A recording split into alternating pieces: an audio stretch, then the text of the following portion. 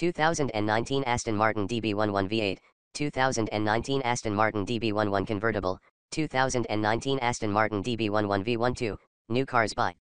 Welcome to our car blog. This time we will be share information about the latest cars is coming Aston Martin brand. The title of an article we take is 2019 Aston Martin DB11 V8, 2019 Aston Martin DB11 convertible, 2019 Aston Martin DB11 V12, new cars by.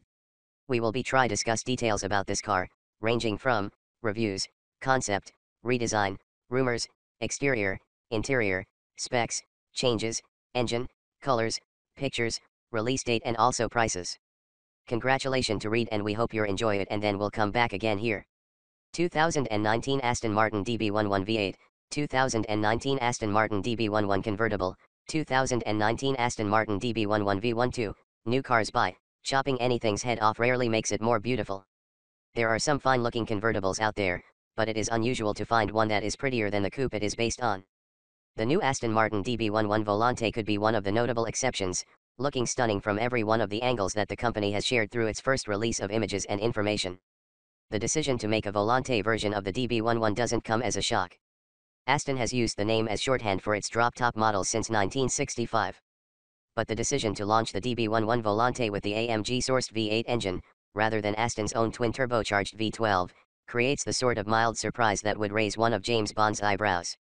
The twin-turbocharged V8 is a fine engine and works particularly well in the DB11 coupe that we recently drove. Still, it seems likely that a significant number of the buyers drawn to an Aston Martin convertible would also be the sort who'd seek to maximize their excess with the brawnier V12. Yet Aston said it has no plans to offer the bigger engine in the Volante anytime soon. If enough paying customers voice interest, however, plans have been known to change. As it is, the V8 makes for a refreshingly uncomplicated single-model lineup. The Volante's mechanical package is functionally identical to that of the DB11 V8 coupe, with the same quoted power and torque peaks for the twin-turbo 4.0-liter engine, which runs an Aston-developed ECU 503 horsepower and 498 lb-ft, with the latter available over a broadband from 2000 to 5000 rpm.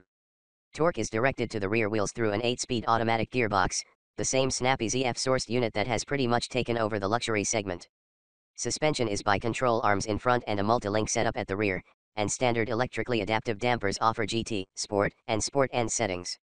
The muscular lines of the DB11's lower body are particularly well suited to the decapitation, with the car looking better proportioned with top-down than the old DB9 Volante did.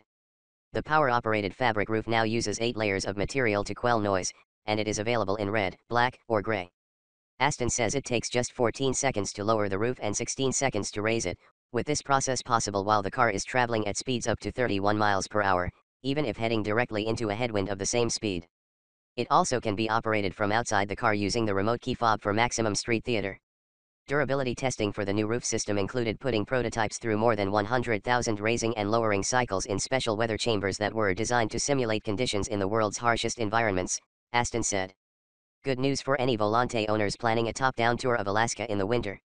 The aim was to compress the strain of a decade of real-world use into a one-month test period. Although not the roomiest car in its segment, the Volante does offer sufficient practicality. As with the DB11 coupe, the tiny rear seats are only big enough to accommodate children or those prepared to risk deep vein thrombosis in exchange for the thrill of riding in the back of an open-topped Aston. But the space does increase carrying capacity for items that can't be squeezed into the trunk.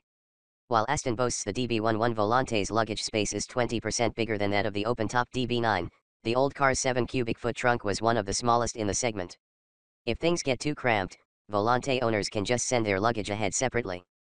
Claimed weight savings also are more modest than those we have grown used to between successive generations these days.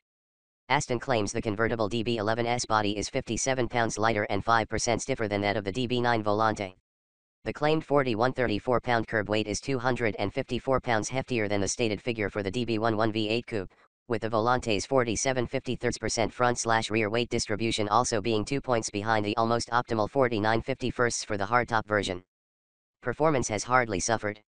Aston claims a 4.1 second 0 to 62 mph time, just a tenth of a second behind the official number for the V8 coupe and only 2/10 behind the V12 DB11.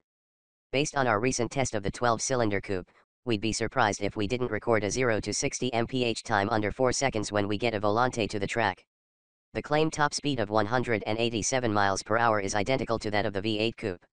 With the first customer deliveries starting next spring, the DB11 Volante will be priced starting at $219,320, a figure that represents a reasonable $17,500 upcharge over the equivalent coupe.